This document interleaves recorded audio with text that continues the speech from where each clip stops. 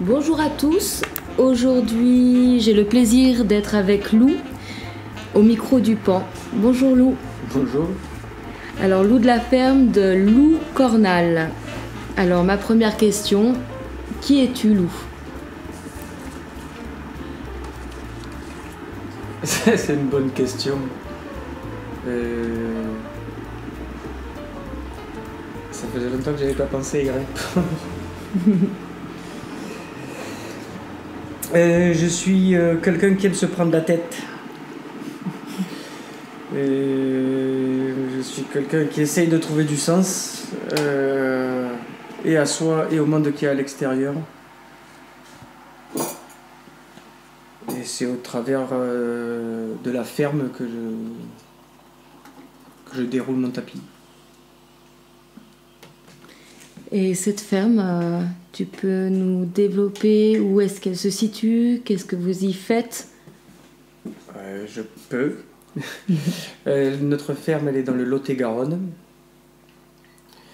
C'est une ferme, donc ce qui veut dire qu'il y a plusieurs activités dessus.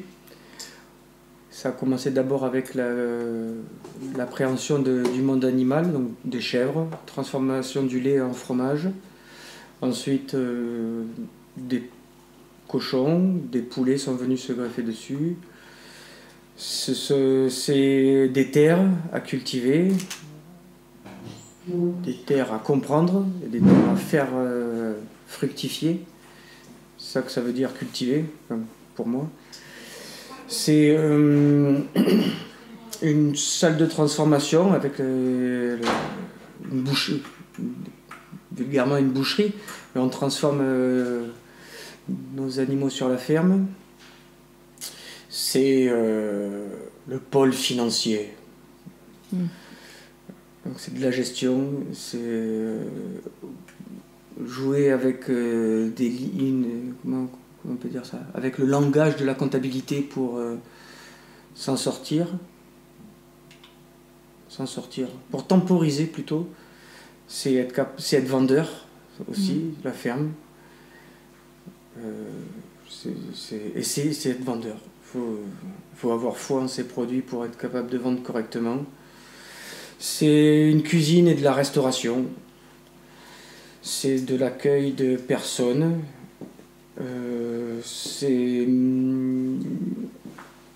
Donc quand tu dis accueil de personnes... Donc... Quand je dis accueil de personnes, c'est juste des visiteurs. Ça c'est bien, c'est simple. C'est même plus que simple, c'est facile. On fait rien. C'est de l'accueil de personnes qui veulent rencontrer la ferme, les fermiers, ce qui se passe dans l'univers, dans le monde agricole. Ça c'est le WWOOFing, Worldwide Opportunities on Organic Farm. Donc les personnes viennent découvrir la ferme, donc font des activités, et en échange de ça, ils sont logés et nourris. Il y a des gens qui viennent juste pour découvrir dans le petit cadre du WWOOFing, et il y a des gens qui, ça peut plus largement servir à se former ou à être immergé dans c'est quoi l'agriculture de nos jours. Et là, ils vont travailler avec... C'est eux qui décident de travailler avec nous à 100%, pas juste dans le cadre du WWOOFing, pour s'investir totalement de notre réalité. C'est de l'accueil de jeunes en situation délicate au travers d'une association belge, donc des moments de vie pour eux particuliers. Nous, c'est un espace d'accueil où on va aussi un peu discuter avec eux, ou les imprégner de notre vie. Alors quand tu dis notre, c'est toi et ta compagne Nadège. Oui, et les autres. Voilà, parce que la ferme, au-delà de ça, comme c'est la ferme, il y a plusieurs activités, et donc comme il y a plusieurs activités, il y a plusieurs personnes. C'est une ferme. Donc une ferme pour moi, c'est toujours plus. On ne peut pas être seul, on ne peut pas faire qu'une seule activité. On peut commencer par être seul, on peut commencer par une seule activité, mais il faut que ça se complexifie dans le temps. Il faut qu'on intègre à notre système de plus en plus d'éléments. Donc ces éléments humains, c'est le frère et la sœur de Nadège, c'est une bouffeuse qui est restée sur la ferme, c'est une employée qu'il a fallu prendre parce qu'il y a de plus en plus de travail, et c'est un ancien maraîcher à qui on a proposé de venir vivre aussi sur la ferme pour... je sais même plus, parce qu'il était là, et parce qu'on avait besoin de lancer, de complexifier encore plus la ferme, donc d'intégrer la production des légumes sur la ferme, et que lui était ancien maraîcher, et que justement il cherchait à vivre dans un collectif, ou en tout cas cherche à vivre pas tout seul, et que vivre avec nous, pour le moment, ça le satisfaisait. Ça fait qu'une année. Oh, excuse-moi. Non, mais voilà, ça c'est donc l'équipe de base. Elle est 5 associés, il y a une employée, il y a Thierry qui incorpore quand même aussi fortement l'équipe de base parce que c'est une personne qui a plus de 50 ans, une expérience, il a une expérience, une vieille expérience. Ce sont des stagiaires aussi, des apprentis, enfin, des stagiaires. Il y a pas des stagiaires en même temps, mais se succèdent dans l'année à différents moments pour différentes structures, des stagiaires à qui il faut montrer le boulot parce qu'on ne peut pas leur dire vraiment apprendre et passer du temps pour leur répondre à toutes les questions auxquelles ils doivent répondre pour créer un rapport de stage.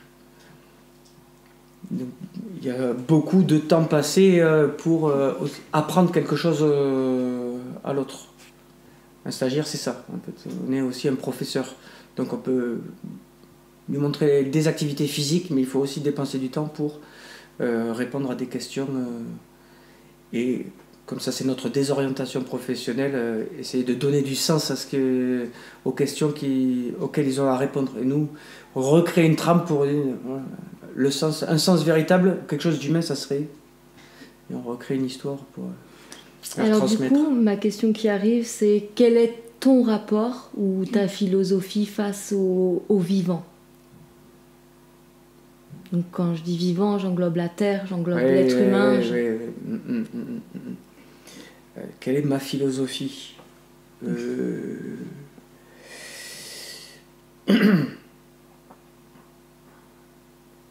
Elle n'est pas encore arrêtée, j'ai pas trouvé de mots suffisamment pertinents avec mon expérience personnelle, si tu veux. Mais elle a une histoire. Elle a une histoire très simple.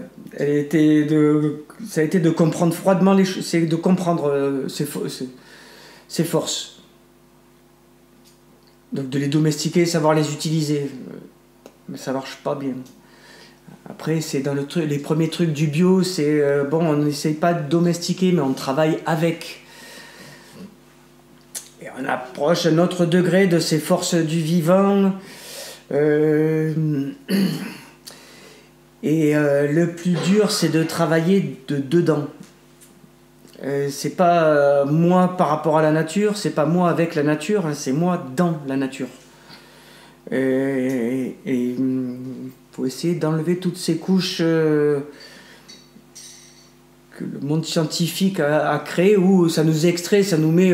nous, on sait faire, quoi, en tant qu'être humain, on ne peut que savoir faire.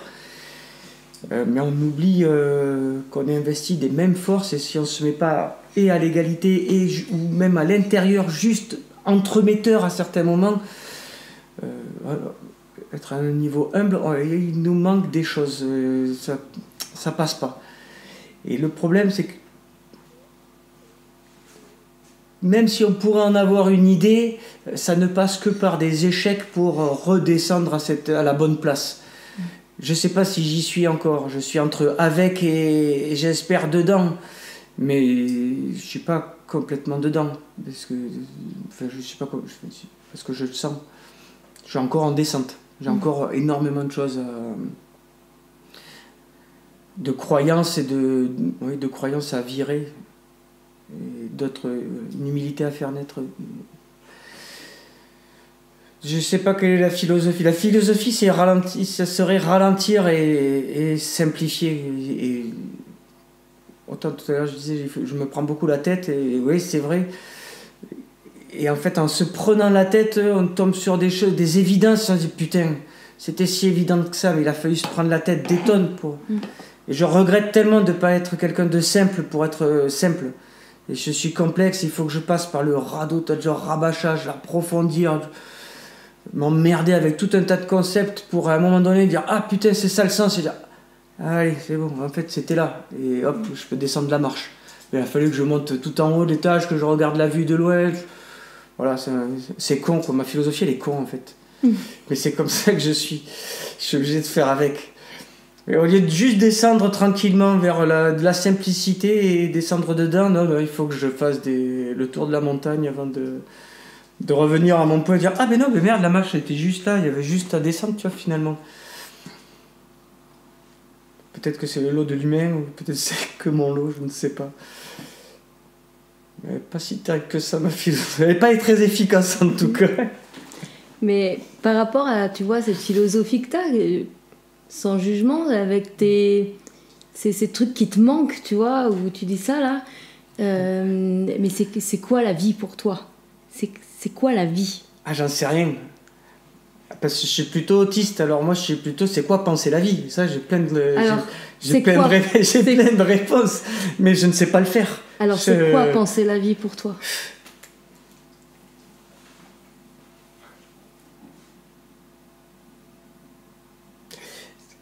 En fait, je me rends compte que je ne suis pas du tout suffisamment intelligent, ou alors je ne suis pas vivant. Il faut que je fasse rentrer la vie en moi. Et donc je suis obligé de la penser, et encore une fois, de la triturer dans des concepts, et de me manger le pied et de ruminer ça pendant que je bosse, pour me dire après, ah, putain, c'est ça. Et peut-être là, à ce moment-là, il descend. Alors, qu'est-ce que t'apporte la nature? Et c'est la ferme, les animaux, les plantes.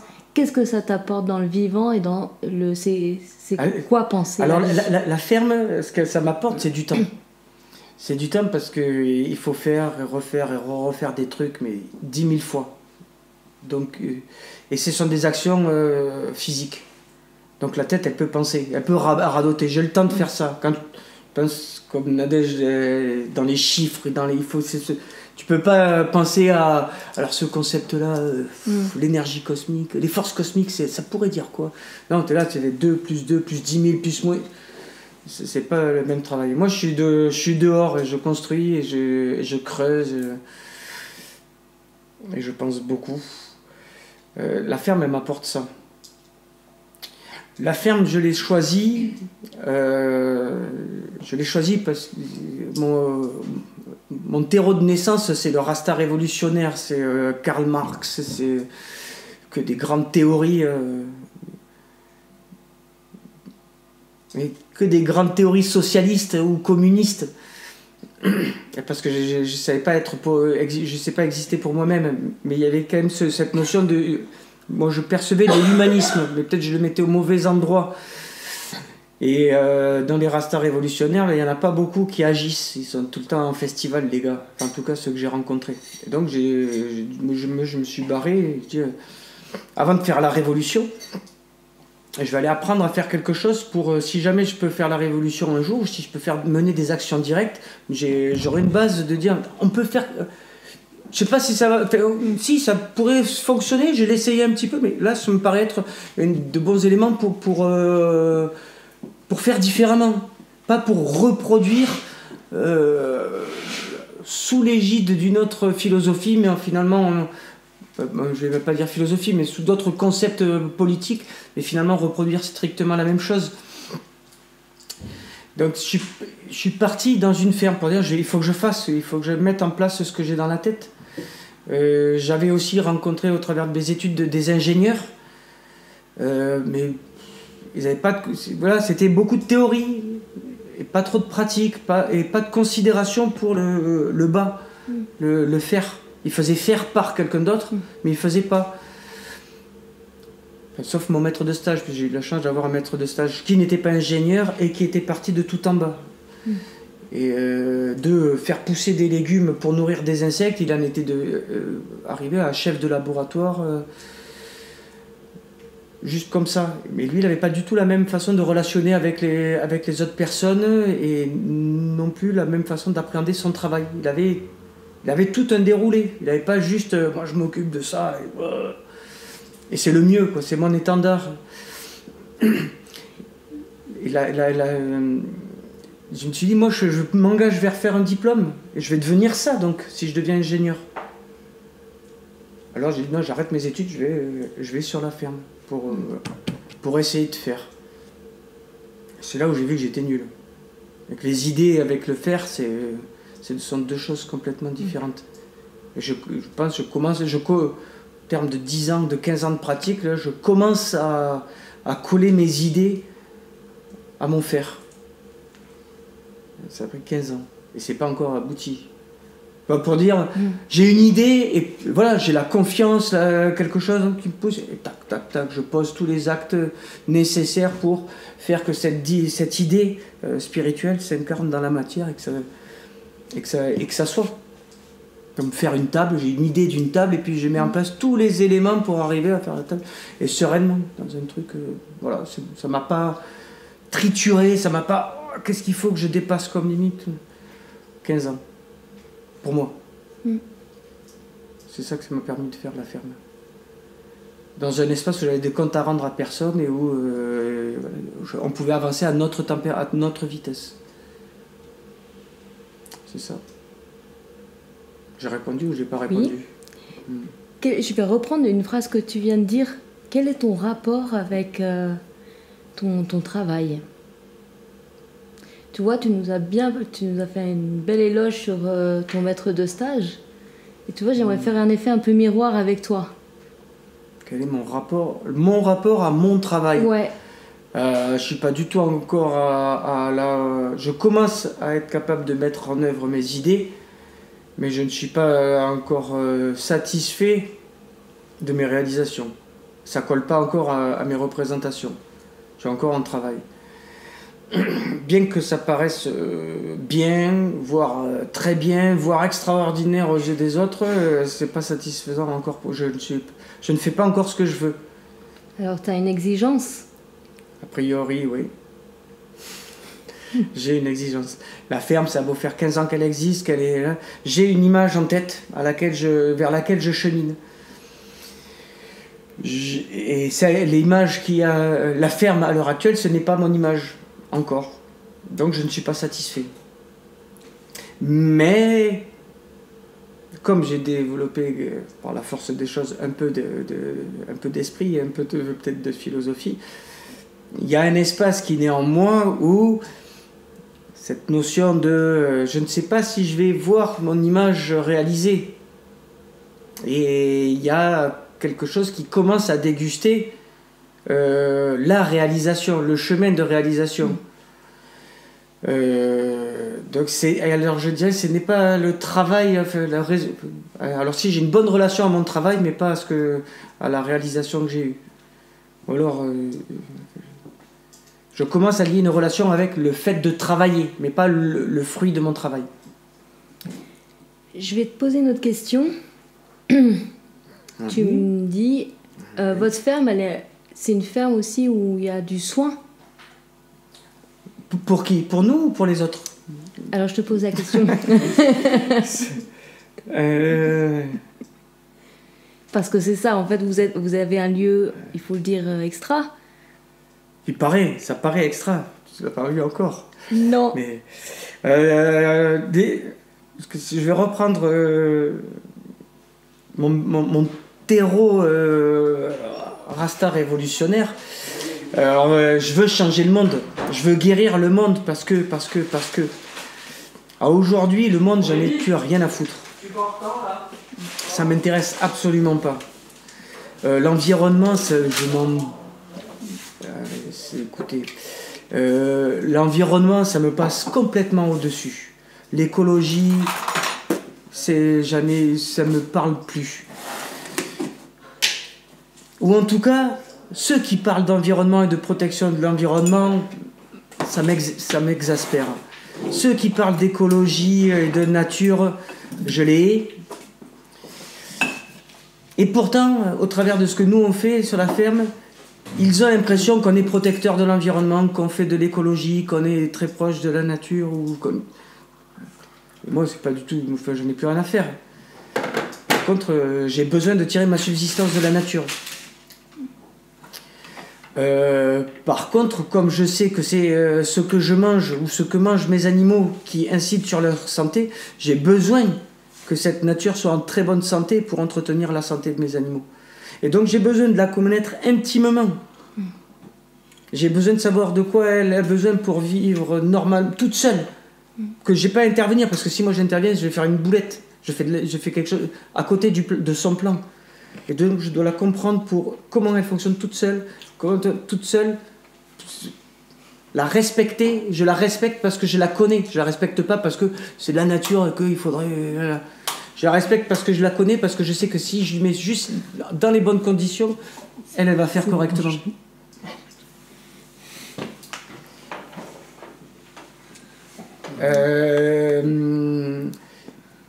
Quand on a commencé un certain nombre de choses, on a voulu soigner, être thérapeute et soigner d'autres types. Et on a appris des trucs. Et finalement, changer le monde, j'ai plus envie de le soigner, quoi. C'est bon, j'ai soigné mon problème que j'avais dans mon rapport au monde, c'est ce qui me dérangeait. Et les autres personnes, j'ai plus envie de les soigner non plus, parce que c'est bon, j'ai déjà affaire avec moi-même et où la gestion et la mise en œuvre, la réalisation du projet. Et est-ce que je peux te poser... Est-ce que tu aurais un mot qui te suit ou une phrase? Un mot, c'est pas possible. Ou ouais, quelque chose qui... Tu dirais un mot. Quelque chose... Une phrase qui... Alors, en ce moment... Alors, je sais pas, à résumer. Alors là, tu m'en demandes trop. Je peux te faire un plan en 4 parties. Tony Serron, il a plein de trucs. Eh ben, tiens, c'était une déformation. Il y a 2 choses. Non, je ne peux pas. Il y a une chose qui, en ce moment, revient beaucoup. C'est une phrase de Georges Brassens. Et ça fait maintenant longtemps que je me la traîne. C'est sans technique, on ne donne rien qu'une seule manie. C'est-à-dire, peu importe de quoi on investit, si on ne travaille pas, si on ne bosse pas, si on ne fait pas des retours sur soi, on reste nul finalement. On surfe sur un dôme, on n'apporte rien. Il faut bosser, il faut faire. Et l'autre chose, moi quand je me résume, je suis un connard. Et le connard, dans le sens, c'est celui qui dit tout haut ce que les autres pensent tout bas. Et bon, si ce mot il est pas très cool, si, il y en a un que j'aime beaucoup aussi, c'est être prétentieux. Je suis prétentieux. Mais quelle honnêteté, l'authenticité du coup, de le dire. C'est plus qu'une... C'est que après, le problème, c'est que ma conscience m'oblige à suivre ce que j'ai dit. Parce que t'es aligné? Ou alors, il y a quelque chose qui me force à être aligné. Mais donc, il y a des fois, spontanément, je vais pouvoir avoir un truc ou faire une association d'idées. Ça, il y a du vrai là-dedans. Et je l'affirme en créant une énergie d'opposition ou d'affirmation par rapport à des gens, par rapport à une conversation. Puis après, c'est là, ouais, mais tu l'as dit, puis tu l'as redit, puis tu l'as redit. Mais maintenant, mon gars, il va falloir le faire parce que c'est pas bon, quoi. Et donc, j'avance vers ce que j'ai prétendu. J'ai créé une tension en avant. Et je suis cette prétention pour recoller et faire que cet avenir soit investi dans le présent. Et je suis ça. Donc, ouais, je suis prétentieux. Et si je résume, essayons d'être prétentieux à juste titre. Ou alors t'es exigeant. Bon, on l'a brossé tout à l'heure, mais il y a quelque chose. Mais dans une autant... C'est comme si tu avais une pression intérieure, je peux plus me soustraire.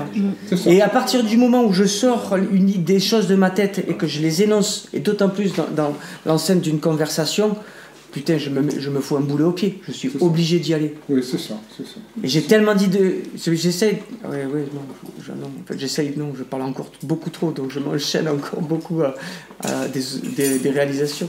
Mais il n'y a que comme ça que j'arrive à... Enfin, c'est comme ça que j'avance. En étant enchaîné. C'est ma notion de liberté. Il y a quelqu'un qui nous raconte, je ne sais plus d'où vient ça, mais le véritable acte de liberté, c'est de ne pas en user et de la mettre sous cape.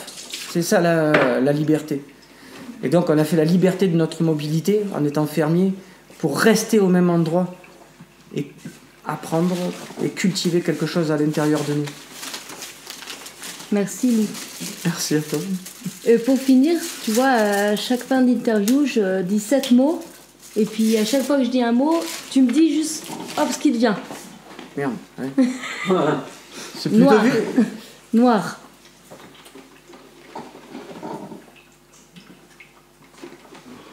Bien. Enfin, c'est bien. Non, c'est pas bien, c'est quelque chose de bien, le noir. Papillon. Ça me fait penser au bouquin de Bernard Werber, Le papillon des étoiles. Et si vous ne l'avez pas lu, je vous l'invite. C'est en ça aussi que j'ai arrêté de vouloir aider la société. Okay. C'est grâce à ce bouquin à cette histoire-là que j'ai arrêté. Parce qu'il y a souvent plein de choses qui sont reproduites. Et on a beau avoir le meilleur du meilleur à un moment donné, 10 générations plus tard, c'est pas ce que ça donne. Donc ça veut dire, j'arrête de m'en faire pour la société et je fais que pour moi. Pas pour mes enfants. Parce que je fais pas de transposition, je sais pas comment il va apprendre ce que je voudrais lui transmettre. Et donc c'est moi et moi. Coton.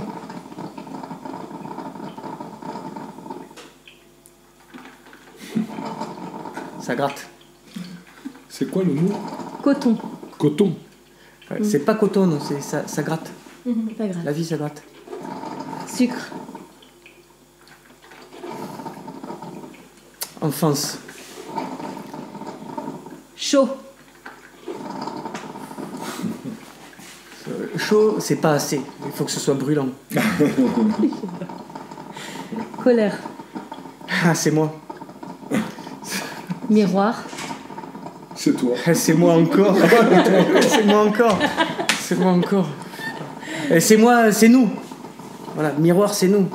C'est aussi une métaphore que j'essaie de m'ancrer, et elle m'échappe souvent, cette notion de miroir et de réfléchir. Parce qu'on utilise à tort, mais réfléchis. Et réfléchir, c'est la lumière qui se réfléchit dans un miroir. Et donc ça veut dire que quand il y a quelque chose qui nous blesse, on répond par notre émotion en réaction. Mais il faudrait prendre le temps de voir qu'est-ce qui est illuminé par réflexion et qui nous met dans cet état-là. Donc la réflexion, ça peut pas être du direct. Il y a une phase d'interaction pour se poser la question.